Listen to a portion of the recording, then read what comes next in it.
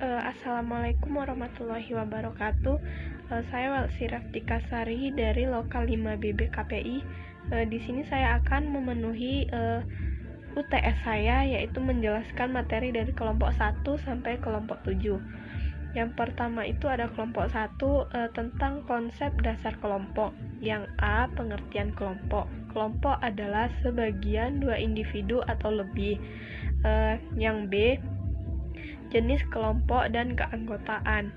Yang pertama itu ada kelompok formal, yang kedua informal, yang berikutnya ada kelompok komando, berikutnya lagi ada kelompok tugas, kelompok persahabatan, kelompok kepentingan, kelompok bagian, kelompok horizontal, kelompok vertikal, kelompok kompleks, dan kelompok tertutup, terbuka, dan kelompok kerja.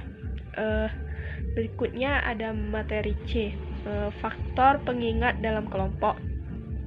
Yang pertama itu ada interaksi antara orang-orang yang ada di dalam kerumunan.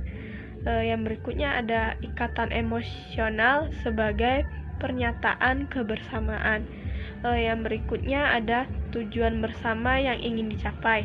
Yang berikutnya ada norma yang dilakukan dan diikuti oleh mereka. Yang berikutnya ada materi D, kelompok dalam bimbingan dan konseling kelompok. Kelompok layanan, bimbingan, dan konseling yang memungkinkan sejumlah peserta didik secara bersama-sama. Materi E, cara pembentukan kelompok pada layanan, bimbingan, konseling, dan konseling kelompok. Tahap-tahap pembentukan tim.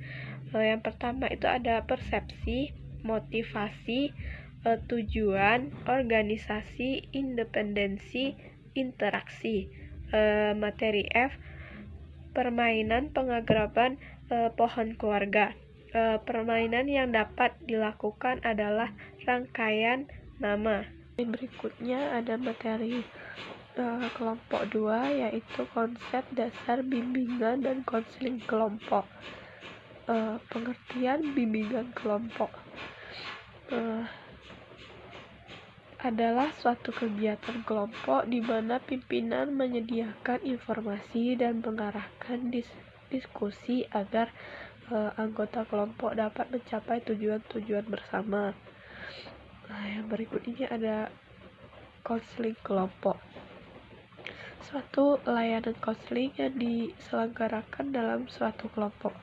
Yang berikut ini ada materi kelompok 3, yaitu hakikat dinamika kelompok adalah merupakan suatu kelompok yang terdiri dari dua atau lebih individu yang memiliki hubungan psikologis secara jelas antara anggota satu dengan anggota lain. Unsur-unsur dan dinamika kelompok. 1. Tujuan kelompok.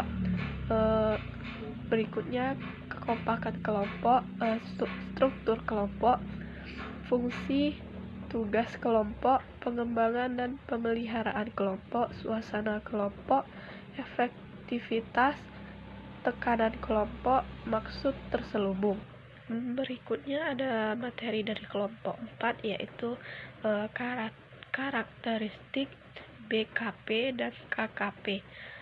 Yang pertama itu A, pengertian komunikasi kelompok.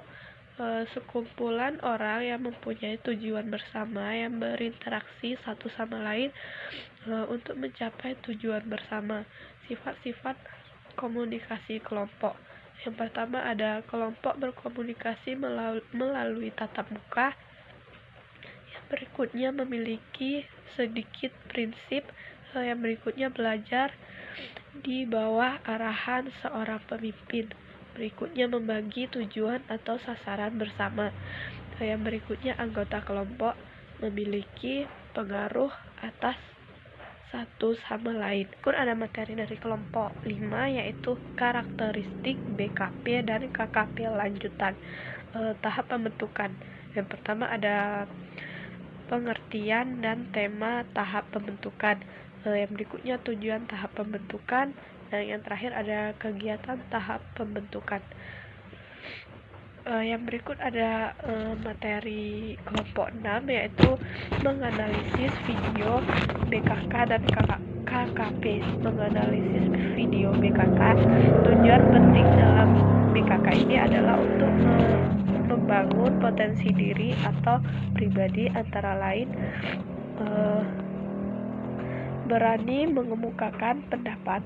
Berikutnya ada materi dari kelompok 7, yaitu kelompok saya sendiri. Di sini saya akan menjelaskan tentang isi layanan bimbingan kelompok. Layanan bimbingan kelompok membahas materi atau topik-topik umum, baik topik tugas maupun topik bebas. Yang dimaksud topik tugas di sini ialah topik atau topik bahasan yang diberikan oleh pembimbing pembina kelompok kepada kelompok untuk dibahas. Sedangkan topik bebas adalah yang dikemukakan secara bebas oleh kelompok. Materi berikutnya yaitu tahap-tahap bimbingan kelompok. Yang pertama itu ada tahap pembentukan, yang kedua peralihan, yang ketiga kegiatan, yang terakhir pengakhiran.